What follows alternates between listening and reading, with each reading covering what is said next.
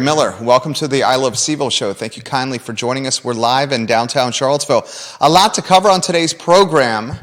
We will talk topics that matter to you and long-form content on a show today presented by Scott Wagner of Scott Wagner Integrated Medicine.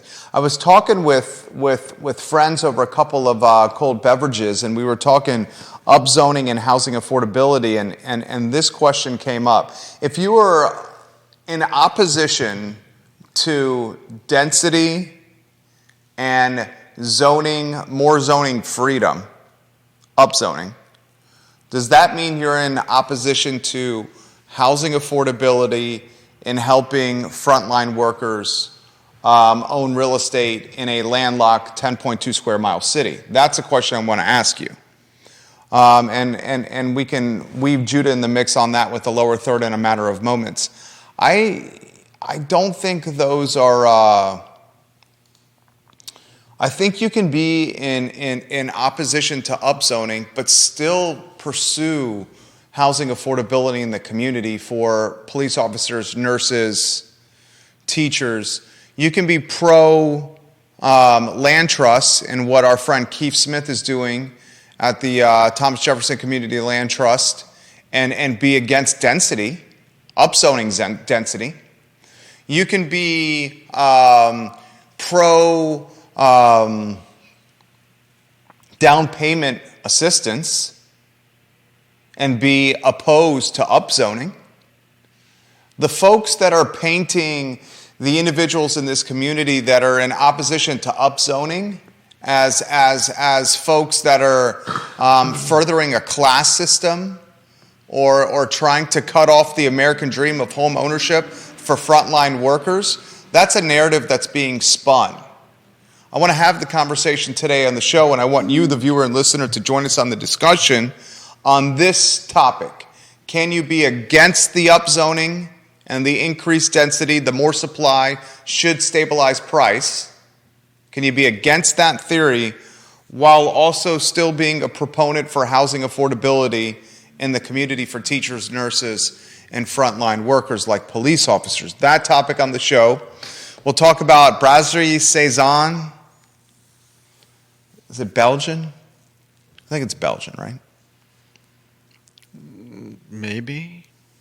It's Belgian. Restaurant on the downtown mall. Now officially as Keith Woodard's team, the owner of this particular building on the downtown mall, they're like, look, enough already. We need to take part of your footprint, Hunter, on the downtown mall, and we got to at least chop it in half and rent half of this storefront here. I mean, it's been too long. And we're truly seeing the unfortunate fall from grace here. And it's being played out because of I hate to say sense of entitlement, but I think that's clouding judgment, unfortunately. You have not heard a sincere apology yet, and I'm sorry. If you want to rotate the lower third topics on screen now on a one-shot, that would be great too, J-Dubs. Carol Thorpe and Bill McChesney, hello and welcome to the show. If you haven't seen a sincere apology from Mr. Smith, and I think that would go a long way, or at least it's a start. It's a starting place. Daily Progress has another story out. Progress has covered this story extremely well, almost from start to finish. You've had commentary from Chris Humphrey, a chef at the Whiskey Jar. You've had commentary from Laura Fauner, the owner of a restaurant that's had a falling out with the Champion Hospitality Group. And now the Daily Progress is further reporting that Mr. Hunter Smith is behind on even more payment on vendors, including potentially a significant behind on payment on rent with Woodard Properties. And we all found it extremely intriguing on this network, opening this Saison, or this Brasserie Saison, or this little convenience store in the downtown mall. The initial plan was grab-and-go sandwiches and beverages to help the lunch crowd that wanted to-go cuisine. The tough aspect of doing that business model in the downtown mall is the rent is astronomically high. I think a grab-and-go model was a fantastic idea, but a grab-and-go model in a standalone storefront, not a great concept. Not a great concept. You want to do a grab-and-go concept, do something like a Luce on the downtown mall, the pasta window. I mean, their rent is next to nothing. And their gross profit per square foot, I would imagine, is one of the best in the city of Charlottesville, that pasta window. You got two people working in essentially a primary suite closet, the size of a primary suite closet. And they pump out damn good food. Damn good food. It's basically an elevated food truck. It's a step above a food truck here. Better quality of life than a food truck for sure. But basically a very similar concept. So today's newspaper has Hunter again in the news. We'll talk about the program. We'll talk about on today's show what we got to do to figure out his PR problem, to figure out the business model problem, and the next steps for rehabilitating an image that over the last 6 months have undoubtedly, it's an image that's been negatively impacted by some business decisions. And that's fair commentary, Hunter, what I just said there. I also want to talk on today's show what should go in the old Anna's Pizza spot. Friend of the program, Terry Hinderman. We have dubbed Terry Hinderman the mayor of Fry Springs. Terry Hinderman is a businessman. He's a real estate owner. He owns the Fry Springs station, the gas station. I think he's a part owner in the restaurant. I know for 100% certain he owns the gas station where the restaurant is located. The restaurant is certainly paying rent to him as the owner of that property. I'm curious if he's also a minority owner in the restaurant. Terry Hinderman lives in Fry Springs, has got multiple lots there. I'm going to be seeing him later today. He also owns the Anna's Pizza storefront. The storefront that has, a convenience store over there and a laundromat. The Anna's location is massive. It's 4,476 square feet, Anna's Pizza on Maury Avenue. The laundromat is 2,475 square feet. Jenny Stoner and Johnny Pritzloff. Johnny Pritzloff gets serious props on this program. Someone should get Johnny Pritzloff in this mix if John Pritzloff is on social media. I think Pritzloff is, and someone send a text to Johnny Pritzloff, call him, Facebook message him, Instagram him. Let Johnny Pritzloff know I'm giving him some props here. I think he's one of the best deal makers in Charlottesville, Johnny Pritzloff. He can put people together at a pretty impressive clip. And he understands the nuanced element of deal making, this commercial broker that works for Thalheimer. He's got a very deep network of people. He knows a lot of wealthy people. He knows a lot of folks that entrepreneurial that are pursuing business ownership. He's, frankly speaking, got the most market share with commercial real estate in Central Virginia. He's got Hinderman's listing on Maury Avenue. So does Jenny Stoner of Thalheimer. The question I have for you, the viewer and listener, is what should happen to Anna's Pizza? What should happen to that spot? Is a 4,500, let's just call it 4,500 square foot restaurant the future? Or do you chop that up? Do you consider a food stall concept at Anna's? Do you consider a brewery concept at Anna's? Do you make that into 2 storefronts at Anna's? You got a laundromat that's coming up for rent over in that shopping center that's 2,500 square feet. We'll talk about that on today's program as well. You can also ask us questions and let us know what you want to cover as well. Why don't we go to a 2-shot and welcome a man who needs no introduction as we put the lead headline on as a lower third. Alex Urpí is also going to join us today.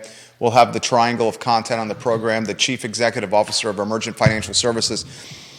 First, good afternoon, J-Dubs. How's the world treating you today? Not too bad. Yeah, same. Things are pretty good. Allergies are killing me, but it's warm. I'm wearing a short sleeve Rhoback. The Rhoback makes a fantastic shirt. If you're not wearing a Rhoback, it's a Darden brand. It's a brand that was birthed at the Darden School, and it makes a damn good shirt. It's a little. it's not an entry price point, but the quality is certainly there and the collar holds up. It's one of the best shirts I've worn. I want to talk housing affordability versus upzoning. Do you think you have to be pro-upzoning to be pro-housing affordability in this community? Because there's a large portion of people that are pro-upzoning that say if you're not on our side of the fence or our side of the line in the sand, that you're not in favor of housing affordability for frontline workers like teachers and nurses and police officers. Very few of our officers, as you know, live in city limits. Large majority, over 90%, live outside the city limits. Where do you want to go on this? What do you make of the overarching thesis or lead of the show? And then we can take a deep dive. I just think that's never an intelligent argument. In any, it doesn't matter what you're talking about. When you make statements like anybody that's against such and such is not for such other thing, it's just a horrendous argument. It's very polarizing. It's a very polarizing approach. It's not even Let's talk about it specifically with this topic, not in general terms. Okay. I'm not as good at talking about this in more specific terms, but I mean, there's never just one way to skin a cat, so to speak, and affordable housing is not just about upzoning. I mean, that can't be the only metric by which we judge how to create affordable housing in Charlottesville. We got to be thinking other alternative solutions. And I mentioned the land trust. I mentioned down payment assistance. I mentioned creating jobs that pay better, that are outside of the spectrum that currently exists in this market. All of these are better paths potentially to affordability when it comes to housing. Specific to this topic as it pertains to Charlottesville, it's a partnership with UVA that can help drive this affordability. It's getting the university to consider a payment in lieu of taxes that Michael Payne is trying to push that will help affordability in Charlottesville. It's figuring out a better program from a seniors or folks that are underemployed or out of work, and figuring out a way to offer them some respite when it comes to assessment overhead. It's a number of different approaches. And right now there's a narrative being painted by folks driving the upzoning conversation that if you're not on our side of the fence, then you're not pro frontline workers living in our community. And I want to debunk that. I want to try to pick that apart. And I want to try to give you, the viewer and listener, some ammunition to try to say, hey, not so fast. That's not actually what's happening here. Because you got a loud and organized but very small group on, say, Charlottesville Twitter that lean socialists that are trying to make folks feel bad for not being pro-upzoning because they say if you're not pro-upzoning, you don't want nurses and teachers, officers, police, and firemen and EMTs to live in this community. And that's just not the case. I have questions about upzoning as it pertains to infrastructure, as it pertains to the city's ability to manage roads, to manage increased population in schools. I'm concerned that the city has a difficult time maintaining sidewalks right now. What's going to happen when more people live here? I'm concerned that bicycle and pedestrian safety is going to be in more jeopardy or a much more precarious scenario when more people get here with upzoning. We already have a problem with bicycle and pedestrian safety. We have very, very limited bike lanes and pedestrian opportunities in this community. I just don't want to continue the narrative that if you have beef with upzoning, then you don't want teachers and nurses and police officers living here. Don't let folks push that narrative on you. It's a false dilemma argument. Those are all big words here. I'm just trying to talk specifics to Charlottesville. Yeah, those are all big words. I'm just trying to talk zoning and housing in Charlottesville. That's all I want to talk about is the topic itself, as opposed to this false dilemma stuff. Please join me though if you see that I'm missing something on upzoning here. I mean, you're talking pretty broadly, so I mean, I had some questions about some of the assertions you made. Okay, what are your questions? I mean, I'd have to go back and I mean, I agree that it's not a one or. What are the questions? I don't have specifics on the questions right now. Okay. Yeah, I this is the topic I want to take a deep dive here, and you know, we gotta shake the narrative, because it's a polarizing, dividing narrative. Okay, and I'm curious to see how the candidates, in particular Bob Fenwick, manages this, because I will bet you Fenwick's going to run on a platform opposed to upzoning. Time's going to tell. He's lived here a long time, and he understands the concept of infrastructure, especially from his time on council. I mean, and J-Dubs, I don't want the viewers and listeners to think that I don't want nurses and teachers and officers and firemen and EMTs to live here. I think they should. And maybe the idea is to get creative. If you're in these specific positions or professions, then you can figure out some kind of down payment assistance from the community. Maybe that's the idea. You're talking about down payment assistance for buying a house. Down payment on a house? Yeah. Because we want a community with nurses and teachers and police officers and firemen and EMTs to afford to be able to live in there. That's fair, but the down payment is not generally the worst part of the buying a house, is it?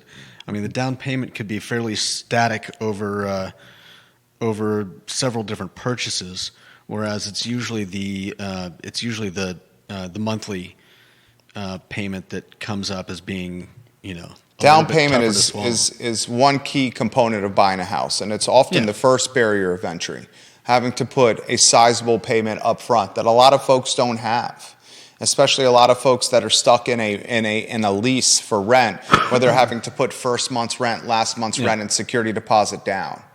Bob Yarborough says down payment is a huge initial hurdle, undoubtedly a huge initial hurdle from the King of Redfields. Those are the ideas to help our teachers and police officers and firemen live here. No one can see the future, and no one has a crystal ball that can predict what's going to happen. But I just want you guys to use your straightforward thinking skills. If we allow the city, which is at capacity now zoning, basically at capacity now, you got few plots of land that are underdeveloped. You got a few. You got the IGA on Cherry Avenue. You got the big parking lots on West Main, huge parking lots on West Main. We still don't know what the future is for that tract of land that Wendell Wood owns by the Rivanna River on High Street. That's another example of undeveloped land right there.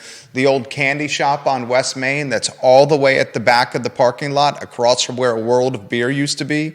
That's another piece of land that could be developed, although there's a hotel percolating in that site. We have few spots that are ready to go from a housing standpoint. I get that. We're maxed out. And if we're maxed out and we allow more zoning flexibility and we have more people in a maxed out area, isn't that going to create potential more strain on infrastructure? Infrastructure that's already throttled. Would anyone say we have bike and pedestrian infrastructure that's up to par for a world-class city? No one would say that. Would anyone say we have public transportation that's up to par for a world-class city? No one would say that. And the zoning flexibility is just going to strain that even more.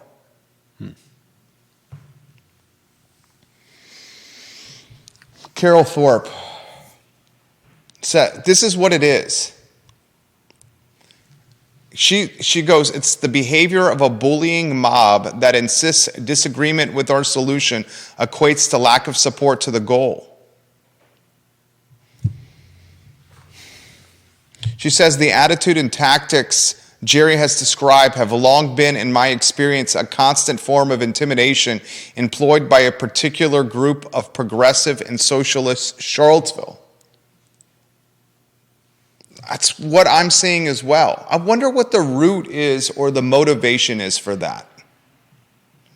What's the root cause or the motivation? Is it income, wealth? Is it wealth disparity? Is wealth disparity the cause? The motivation for what Carol's describing in the comment that I just read.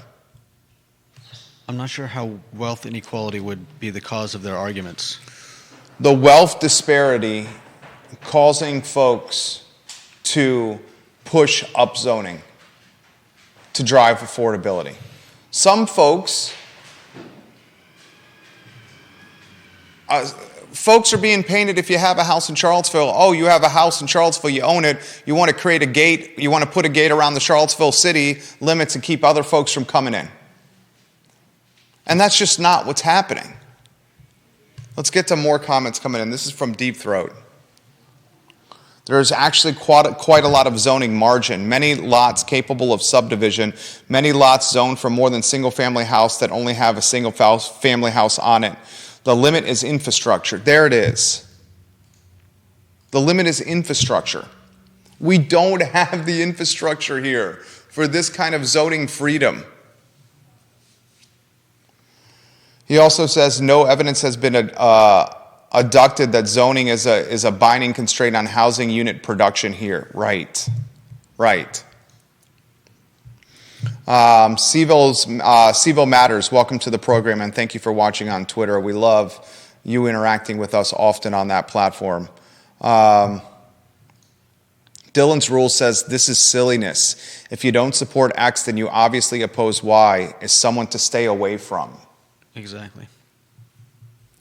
That's what's being spun.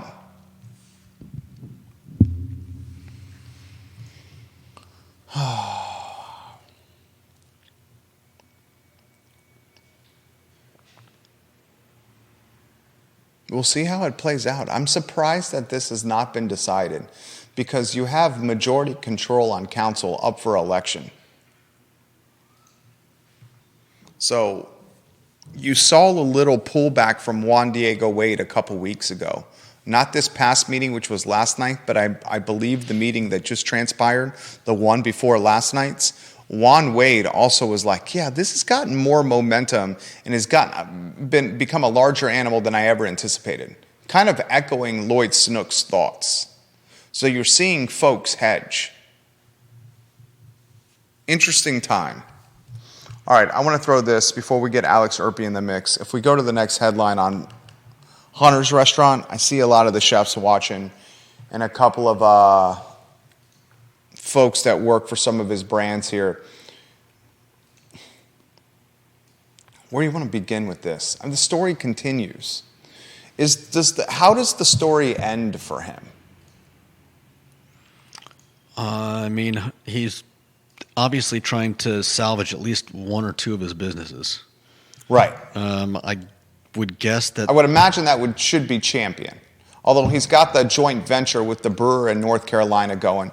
So I'm curious what percentage of profits was let go when that joint venture with the brewer of North Carolina, when that JV was created. I wonder what he had to give up profit-wise and control-wise for that joint venture. He obviously gave up brewing the beer, although they're following his recipes. They're going to take a lion's share for the making of the beer, the brewing of the beer, and the distribution here of the pie. Right? Mm-hmm. So if Champion's the one he saved, maybe he's done that with that joint venture, but that pie is much more slim. He's got to figure out a way to keep the fire from spreading. Like, check the contagion. I mean, I think it's too late for that. It's pretty much, it may almost be fully burned out by now. I mean, all that's left is to... You got Passiflora. Yeah. You got now half of a Belgian restaurant on the mall. I mean, well... You still are on the lease at Who's Brew. The Suzette portion was never really a part of the restaurant. They use it for, as the newspaper article said, as the dining room, as additional seating area. You read the article in the Daily Progress, right? Yeah. It said in the article, additional seating area, waiting area for the dining room. They were utilizing it as overflow for the restaurant, Brasserie, Saison. I mean, has anyone seen it overflowing at Brasserie Saison? Friday recently? and Saturday nights, it gets busy, not during the week. Friday and Saturday nights. I mean, here's what I would suggest as someone who's in the brand management and PR business. Start with the genuine apology. And genuine apologies in 2023 can be done on social media through an Instagram Live or on Twitter or on Facebook. We saw how Chris Humphrey and how he posted on Facebook, that became news in the newspaper. What Laura Fonner posted about the trials, the difficulties that she's gone through at Siren, she did a long post about that on Facebook, and that went viral. I would start with a genuine apology. That's the first step. The second step is to do whatever possible to get vendors that are owed thousands of dollars or back months of rent caught up. Get it caught up. And I would try to do a fire sale of any assets the business has to do this. The newspaper has an article, has a line in the article that he changed his phone number. Yeah. You read that? I mean, it's just not a pleasant look right now.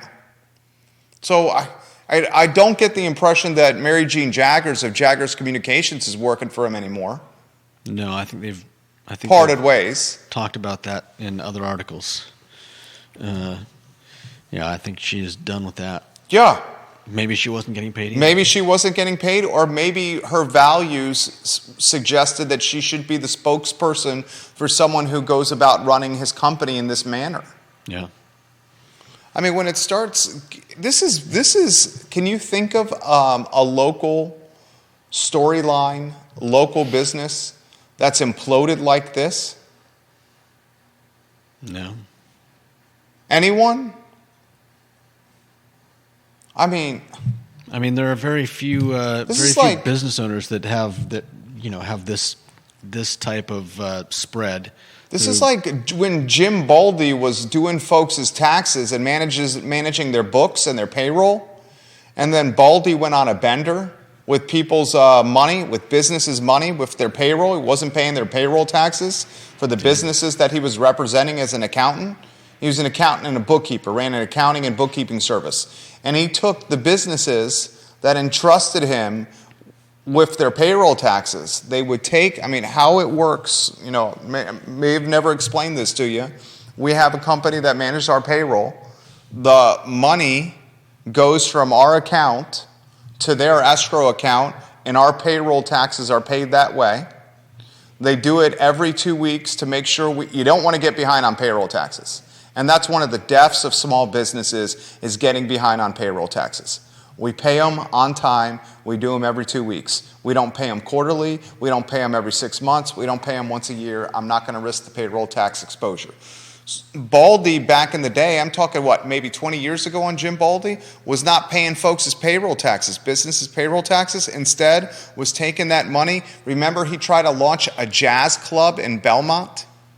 He was stealing from Tony at Cafe Cubano on the downtown mall and a number of other small businesses. And Baldy ended up going on the lam, went to California. He had an alias, legitimately a fake name, and was living a completely different life as a server in California on the lam, running away from Virginia and felonious activity associated with his nefarious bookkeeping and accounting work.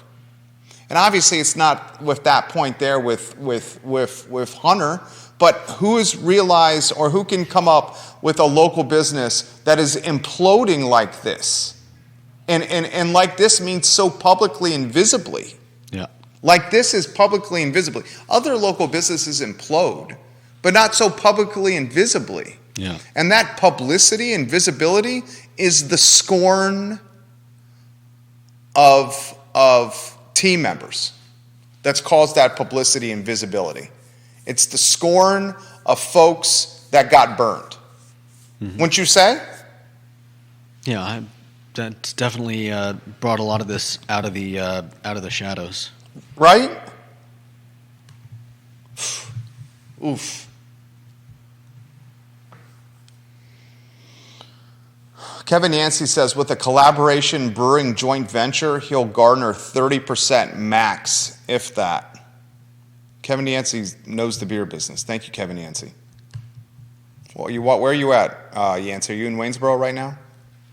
Albert Graves says, what do we want? An overcrowded world-class city? And he also says down payment is huge for a home buyer who has no mortgage portfolio. I'll get to the other comments. I want to get Alex Urpí in the mix. Neil Williamson says, value America. That's a good example, Neil. And Kelly Jackson, a restaurateur herself, says, fixing your reputation in the restaurant world is an uphill battle. That's very well said. How is he going to staff anything now? Yeah, I don't know. It's going to be real tough, especially considering that I'm sure the staff in these types of restaurants all talk to each other, and it's not like somebody's going to come into his restaurant with a lack of knowledge of what's been going on. I would think it would be very hard to find someone who's not desperate. Yeah, I mean, oof. Well said. Well said. I mean, close them and sell the assets. Sell the assets. Anyway, I want to get, Alex, why don't we get you in the mix here? We got the CEO of Emergent Financial Services in the house, Alex Urpí. Do you want to touch that story? You obviously knew about it coming in. Oh, yeah. I've been reading about it. This isn't the first article on this. Has been ongoing. It's been a saga. Yeah. First, good afternoon. Good to see you. Good afternoon. I hope everyone's choose the allergy season this year. It's been brutal. I don't know if you've been feeling it. Horrendous, dude. So I forgot my Zyrtec this morning. So I'm a Claritin every day. My throat right now is absolutely on fire. Like literally on fire. Are you feeling any allergies? Do you, Judah? I'm not having any allergies right now. Not an allergy? I couldn't tell you what the issues are, but every few years it hits me just like it hits everyone else, and then in between, for some reason, it seems to leave me alone. Oh, very nice. Yeah, I suspected as much when spring seemed to come really early. Yeah, and it was a very mild winter. What do you make of this story? It strikes me as very much the issue. Economics teaches you a little bit about it, that there comes a point when, as a business, you need to recognize what is a sunk cost. In other words, trying to keep something alive for too long just ends up burning you more. Like at some point, like you said, you need to recognize what may not be working, sell the assets, pay your vendors, move on. A lot of this just screams to me, I'm trying to keep this afloat, and you just did the whole deep. Just to not pay vendors, apparently not pay staff on time.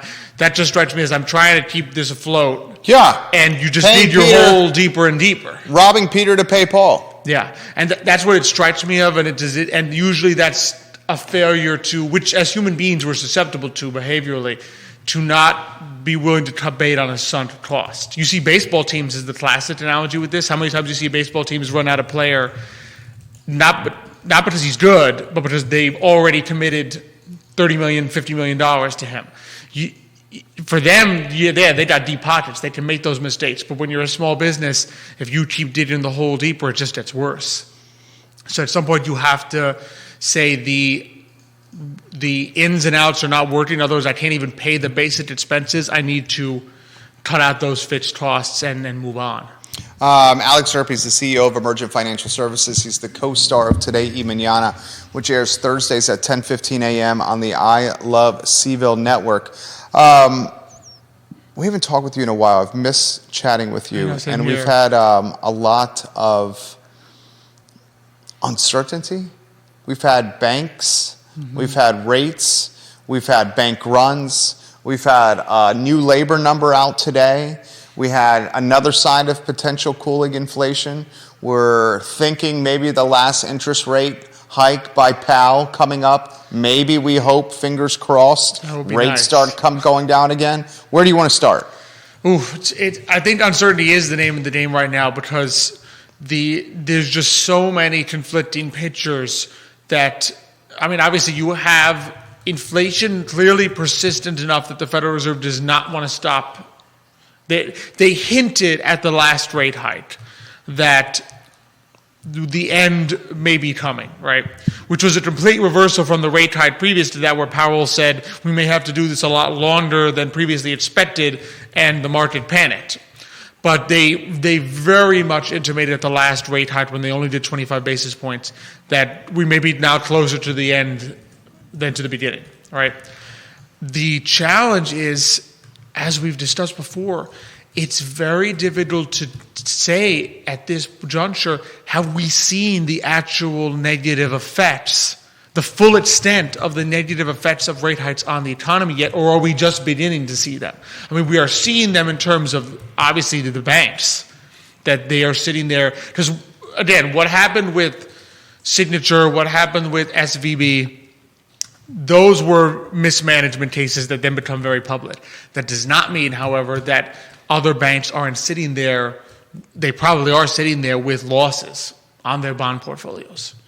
And that's a direct result of rate hikes. So as that begins to percolate, with the labor number today, of course, for the first time in a while, Down. there were less than 10 million job openings. And it's not like it touched at 999. I mean, it just blew past that number. So we're beginning to see those concerning signs. The issue is there a lot more to come, or are we nearing the end of that as well? It's just there's so much uncertainty out there, and I think we see it a little bit locally as well. How so? That's what I was going to ask you. I think as I look around, I begin to sense just that sense of uncertainty. What restaurants closing here? What looks a little slower? You know, sometimes even today, mañana, you can try to get a sense of where marketing budgets are. And you begin to say, all right, maybe, there's not quite as much money flowing around as there was. And that may not necessarily be a sign that the customers aren't there, but it's a sign that businesses are concerned that the customers may not be there. I mean, I think Chamber of Commerce found the other day the number one concern for small business in this country is still inflation. So as much as the numbers may be easing, there's still a very big concern being seen on the small business side. In other words, before they've even sold something to you as the customer, what they are seeing on their end is still very high prices. And again, inflation came down to 6 in the last number, but the problem is that 6 on top of last year's 9. So from 2 years ago, the small business saying, yes, I'm glad it's not 9 again, but I'm still up 9 plus 6 from 2 years ago. So I still need to pass these costs on to consumers, which is a serious problem. So it's still, even now, the number one concern for small business owners, according to the Chamber of Commerce's recent survey. What are the clients asking you at Emergent? To be honest, the clients, the market usually is the number one driver of concern there. The two questions being asked is, do I have to work longer than expected on the financial planning side, right? So, and your answer? That comes down person to person. It'll usually be, it's the people on the margin. So in other words, you've always got your people that they've saved enough and their expenses are low enough that they kind of never run out of money, and Social Security tends to cover it. And then you've got those people that kind of already knew they were going to have to work into their 70s because they started saving too late. It's those people on the margin that maybe 2 years ago they were thinking, okay, I'm set. And now 2 years later, with inflation where it is and where they're seeing their expenses and the fact that their savings plummeted last year because of the stock market and the bond market, they're sitting there saying, I need to know now. I need to know if I can no longer retire this year or next year as planned, if I have to work till 70 or past. And we're seeing a lot more of that this year. And does that end up becoming a side hustle, or is that coming up with a new profession later in life? Is that staying at the current job longer? It's mostly staying at the current job longer. Mm-hmm. In other words, I had planned to retire at 65 because that's what I wanted to do, and now it's saying do I need to work another 1 or 2 years, and what does that do to my savings, to the longevity of my funds? So are you expecting a quarter of a point? Oh, I don't think they're going to go. I still expect a quarter of a point. The fact that they went a quarter, I don't think they're not going to go back and do 50 basis points. But I'd be surprised if they didn't do anything at all. I think it's going to be a quarter of a point, and maybe we'll get some hints as to when that would end. At the same time, I wouldn't expect them to start dropping rates anytime soon. They're going to, even at the point at which they stop raising, they are going to try to leave those rates where they are as long as they feasibly can to try to quell inflation. How do you characterize the, Neil, that's a great question, Neil. How do you characterize the level of confidence locally, Main Street locally? In just the economy? In Charlottesville. In Charlottesville? I mean, still high, but I think the concerns are beginning to weigh on people. I think there comes a point at which the fact that you are still renting and you just across the board, right? In the younger ages, you've got people still renting that had hoped to buy by now. That begins to weigh on you. When am I going to be able to afford to buy? Will I ever be able to afford to buy if interest rates are 7 and where prices are? Will prices ever come down? So you've got younger people worrying on that end. You've got the older people worrying that they have to work a little more. On the business side, again, I see it mostly in there is not quite a zeal to market as there was, in the sense of my marketing budget needs to calm down a little bit because I don't have extra cash on hand to just try to grow. I need to try to stay where I am. And I just the way you talk to people, it's nothing anyone particularly says, it's just more the way other small business owners and I do, we talk about things that we kind of, you sense that if there's not a slowdown, there's the concern that there might be. Deep Throat says this, PPI versus CPI, the gap is closing, which should be a relief for businesses. He also says we're seeing an effect of hikes in the JOLTS data. That was released earlier today, the JOLTS data. I will say this, we work alongside in a consultation the advertising agency does, call it 106, 107 clients. And the majority of the ones on our roster, granted we've worked alongside them for an extended period of time, are spending now with advertising. And what they're doing is they're taking market share away from competitors. Because their competitors have gone silent in advertising budget spends. So as their competitors who have not been as prudent with financial management with their business are saying, good God, I can't spend now to get my brand out there. The ones that are capitalized are, and they're taking customers away from the ones that have gone quiet. And I can rattle off dozens on our roster that are currently doing that. And here's a time to be potentially, it's the old Warren Buffett saying. What's the old Warren Buffett saying? When everyone's greedy, be extremely scared. And when everyone's extremely scared, be very, very greedy. That's what the successful ones are doing now.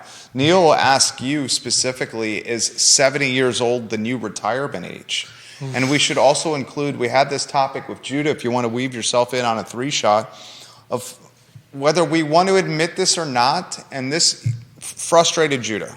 And I understand why it could frustrate a team member versus an owner. The years that you're going to be working are going to be longer than 65 now. I think that's safe to say. I can count probably on one hand the number of clients approaching retirement who are actually going to retire at 65 or earlier. Yeah. My dad, who is a CPA, one of the most conservative people ever, now he's had the very unfortunate luck of bad health. Had to go to 70, in part because of the costs associated with bad health. Is 70 the new number? Judah, you jump in here anytime you want. Viewers and listeners, how do you feel that 65 is not the retirement age anymore? Just like the topic we had last week, the 40-hour work week is a thing of the past. The more realistic work week might be a 65-hour work week. Alex, and then J-Dubs, you jump in. I think he's, to be honest, I think Neil is right. As tough as that is to say, the average is probably beginning to approach 70. You know, you're without a doubt, we're past 65. Maybe we're somewhere between 67 and 70. But I'm seeing more and more people. And the issue is you also have a mix. A lot of us now work jobs that involve the mind more than the body. So we do see a lot of people who choose to work Longer, right? In other words, they can work longer because they're bought. In other words, if you're in construction, and you have to work till 70, my heart goes out. My heart goes out to you if that's the case, right? But we do see more and more people who say, I intend to just keep working because I worked with my mind, and not only that, but I want the peace of mind that comes from the extra years of work. Sometimes it's not even like I could get by retiring at 67, but if I work till 70, I know for sure that my funds are going to last me till like 105, and therefore I no longer have to worry. So they'll do the extra 2 years because the physical cost of doing so is now minimal.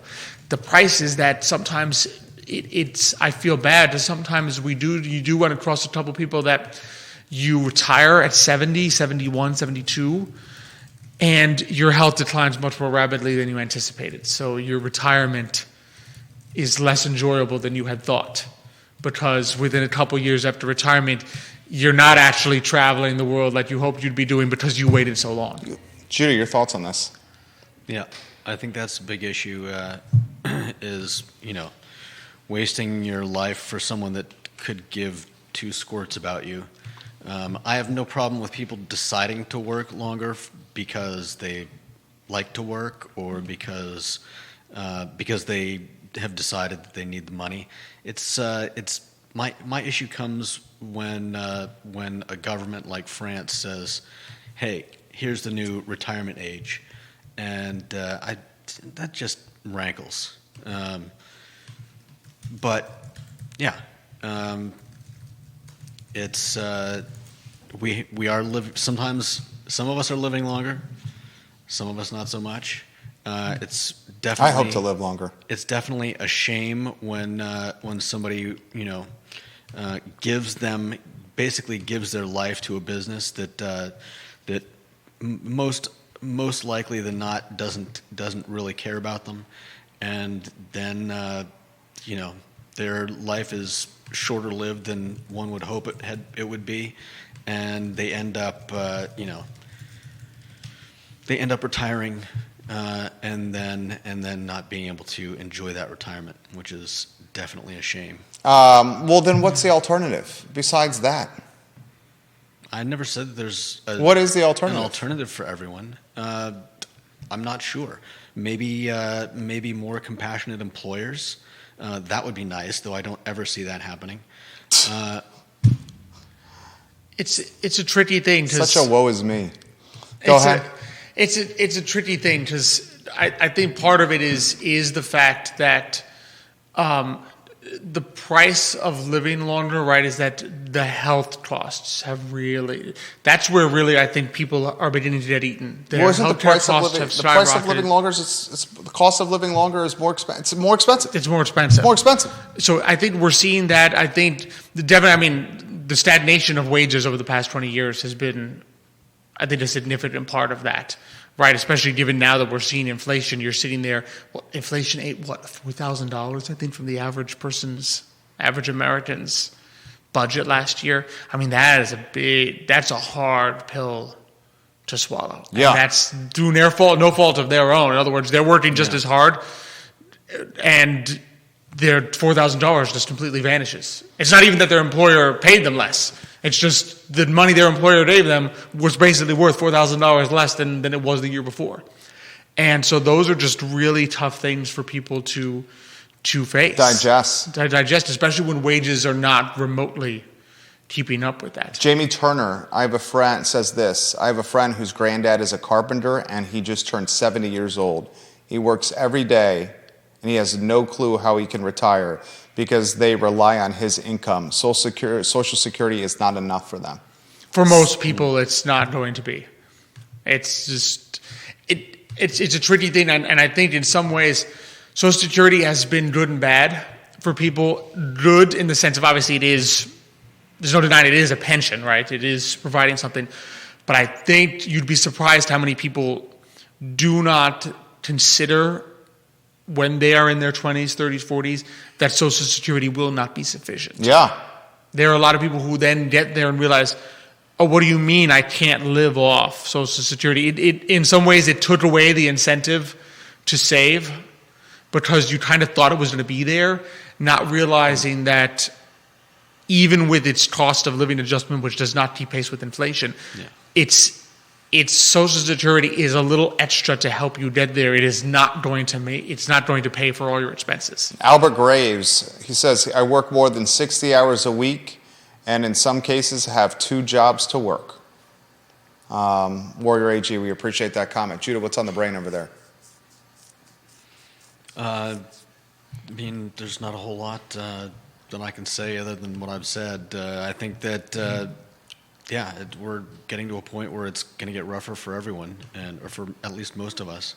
And you've got to make a choice for yourself whether you want to keep on doing what you're doing or find something that better represents what you want to be doing going into a time in your life when you may be getting ready to start looking for an island to settle on. I think we're looking at Travis Hackworth and Danville, the wife and I save as if Social Security did not exist. Don't plan on counting on it. That's how I did it with the 20s, in my 20s as well. Same here. That was the byproduct of being the son of a very frugal CPA. He said, you're never going to have this, dude. Don't plan on it. That's what I do as well, and that's what I typically advise people. Yeah, Travis, that's strategic and well played.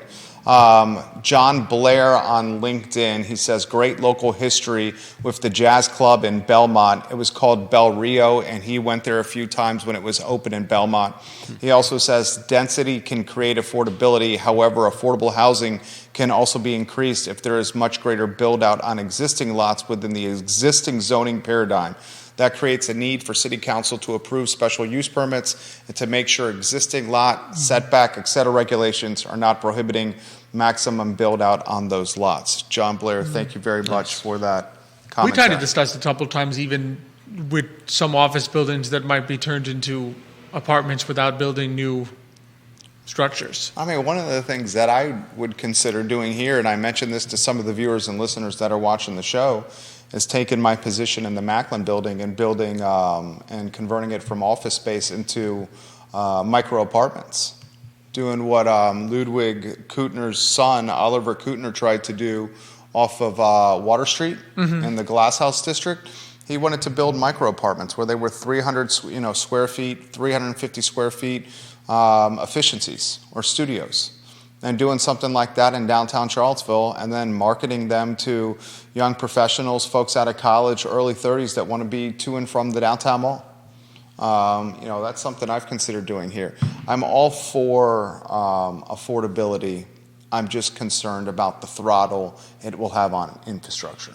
And I think that's what the folks that are opposed to upzoning, the foundation of their argument is, how is this going to impact our schools and our roads and our bike lanes, our walking lanes and our infrastructure?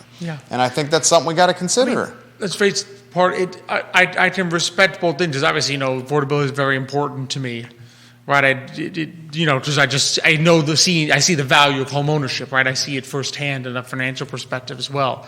But I sympathize with people who, particularly, like if you think about why Charlottesville used to be ranked like the #1 place to retire, it's just a lot of people who leave those big cities, they didn't move here so that it could turn into one.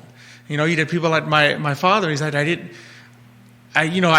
wanted to get away from what New York City was, right? The traffic and the constant influx of people and the lower quality of life that comes from spending so much time. And I think they rightly are concerned. I don't want my city to where I moved to then become that again all over again. And I can certainly sympathize with that. So it's finding that balance whereby you don't price people out that they can't afford to live here at all, but you don't turn it into something it's not. This got me thinking on something Neil shared with me. I believe Neil Williamson is still watching the program. He's the president of the Free Enterprise Forum. He shared with me something on Twitter from Bloomberg, which I'm calling it up now, of the push during COVID with Zoom towns. Mm-hmm. And how Charlottesville undoubtedly was a Zoom town or became a Zoom town as folks got the ability to work from home. Mm-hmm. Folks in the Zoom town era, and it legitimately is an era that is now maybe yesteryear, the Zoom town, were sprinting and flooding to smaller towns like Charlottesville that had colleges or universities and thriving restaurant, arts, and music scenes because of the influence of those universities. Mm-hmm. That's Charlottesville. Bloomberg did an article, and Neil shared it with me. It was published in late March, and it's called Zoom Towns Exploded in the Work From Home Era. Now new residents are facing layoffs. A lot of the folks that sprinted to the Zoom towns because they thought they could work remotely, they've lost their leverage. Mm-hmm. The employer now has the leverage in an economy where you saw the jolts. Okay, the employer has the leverage now. Which we warned about. We told in the folks Great this was going to happen. These things go in cycles. We literally on this show told people this was going to happen. I don't know if you saw McDonald's. Yeah. North America office? They're now firing people remotely. And dude, and we're talking about the McDonald's layoffs. These are not folks that are working the fryer. This is their North America office. Well, these are people that wear suits to work. They're getting canned. It's the tech and marketing. Yeah. It's all those kind of remote things and so they've literally told all those people work remotely this week, right? And everyone's like, they're telling them to work remotely this week. This way you can get a Zoom video or a phone call telling you that you're fired. No, but they don't even want to fire you in person. So unfortunately, sometimes the price, right? There's the upside of work from home, and there's the downside. It's easier than ever to be fired because the guy doesn't even have to look at you face to face. You were just a person on a screen. Yeah. It's not even a relationship. And we said throughout COVID this was going to happen, and it's happened. And Neil, I appreciate you sharing the Bloomberg article. Mm-hmm. And he literally, this Bloomberg article, the author is Charlie Wells. The headline, Zoom towns exploded in the work from home era. Now new residents are facing layoffs. People that took these remote jobs in like Bozeman, Montana are being canned, and they're realizing the job market in Bozeman, Montana is not great. And they're in a 30-year fixed mortgage in Bozeman, Montana. Or people coming to Charlottesville that were working remotely in D.C. and Manhattan. These are the first people that are getting canned. That's what's going to happen. And it is happening. Mm-hmm. And, I mean, Charlottesville's a little more, I think, positioned to weather that because there are attractive things about Charlottesville regardless. I have seen some articles about towns in the West, Montana, Wyoming, that have been devastated because they came in, they turned into a Zoom town, property prices skyrocketed. The people who had been living there left.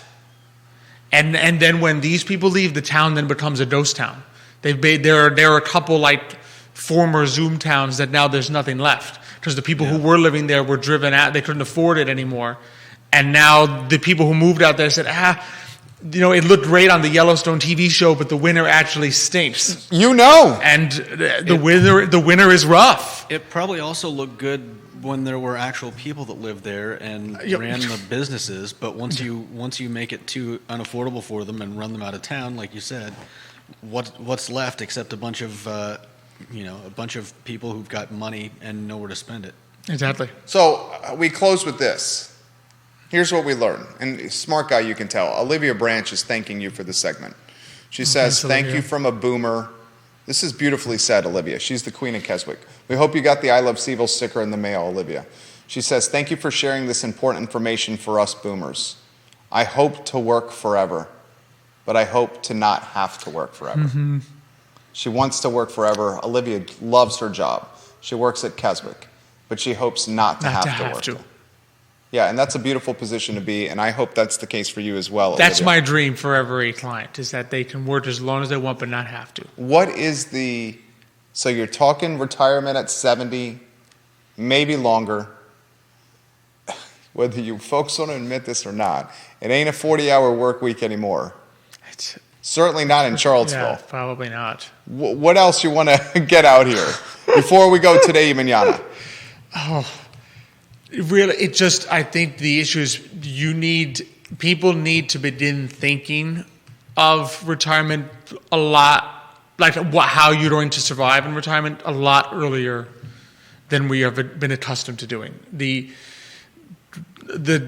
age in which people could really just kind of like ride it with your one, like Judah said, ride it with the one company, and then when you leave, there's your pension, and you're trying to set, and you're older. I mean, those pensions are gone. A lot of them have been converted I can't tell you how many people come with a pension. They used to have a pension, got converted to a 401k, they're like a buyout thing. They have no idea what it's invested in. They haven't looked at it. The days in which those days are gone. And so you need the earlier you think about it, the less stress you will cause yourself later, because then you will be able to take some decisions that can have an impact earlier on. Because as much as we talked about, the saving $4 a day with Starbucks coffee, how much that is, that's all well and good. There are going to be a couple key decision points in your life: buying a house, when to refinance, when I saved. There are going to be a couple key decision points that are going to have outsized impact on your retirement, and you need to be thinking about them as early as possible. Well said. Alex Urpí, CEO of Emergent Financial Services. Anything you want to throw to him before we highlight today, Mañana? You got everything covered? Yeah, that was great. He is fantastic. What's the plan for Thursday? Thursday, got some good people coming on. We got Taina Fayez Castro is going to come on from Taida Coffee. It's a local businesswoman. So she does some great work. I know Guajiros is a big fan of her coffee. Love Guajiros. Taida Coffee. Then Matias Yon from Matias Yon Realty going to come on. We'll talk a little bit real estate there with him. I'm interested to see his thoughts, because every week it seems like it shifts what to think about. As someone who is paying more attention to the potential pool of homes than I used to do before I was getting married, it's amazing how things shift week to week. So we'll sort of pick his brain, and he'll share some thoughts. And then Dr. Leanne Petit-Clement from CVille Opera is going to be joining us. So Nick's going to co-host with me, because Nick is a huge loves opera and CVille Opera fan. So she's going to come tell us about what's coming up at CVille Opera. So it'll be a good show. And I mean, as dour as I can be sometimes, I try to be. I don't think it was dour. There's hope. There's a lot of hope out there. I thought you were very. I don't think you were negative. I think you were fair, and I think you were honest, and you were frank, and you were authentic. And I would want, with someone that I was trusting my money with or my retirement with, to be straightforward with me too. Mm-hmm. And to sugarcoat for folks to say that you can still do it at 65. Maybe some can, but that would be reckless to sugarcoat it. It would. And to think that if what was the stat you gave? I mean, what an impactful stat. The 2023 take-home pay versus, was it last year? Is 4,000 less? What was the exact 4,000 less. 4,100, I think, less in the average American's pocket. Yeah. I mean, that right there. Think about that. You got to make up $4,100. You have to make. You're saying at bare minimum you have to make up $4,100. If nothing else additional in your life increases in cost, or no other big time event happens that's going to cost you money. You have to make up $4,100. How are you going to do that besides working more hours? That's all that people. That's all you can do. Especially since, the budgets are already so lean. It's not as though. That's what I'm saying. People are already tapping into the credit card. So it's not as though they have a bunch of extra cash on hand. That's gone. Right. Yeah, so it's true. You got to be honest with people. You got to be honest. And that's what we just try to do here. And he's honest. Judah's honest. We just try to be straight and real, even if it's tough. Yeah. His show is Thursdays. This particular Thursday is going to be awesome. My homie Nicholas Urpí is going to be in the house. Love you, Nick Urpí. He crushes it every Thursday at 10:15 a.m. He's just a very smooth operator with how he manages the flow of the conversation. Judah Wickower, a critical component of the show, the director of all our shows, and frankly, one of the key contributors and just a steadying influence on the I Love CVille show. I sincerely mean that. We will be back tomorrow at 10:15 a.m. with Real Talk. I believe he's got Scott tomorrow. Yes. Scott Morris is in the house tomorrow at 10:15. Yep. Just and then- Keith and Scott. Just me, Scott, and Keith. Thank you very much. And then the I Love CVille show at 12:30. Thank you kindly for joining us, guys. Have a good afternoon and take care. Alex, that was excellent. Great show. Yeah, that was excellent. Great questions, from you and the audience. I do.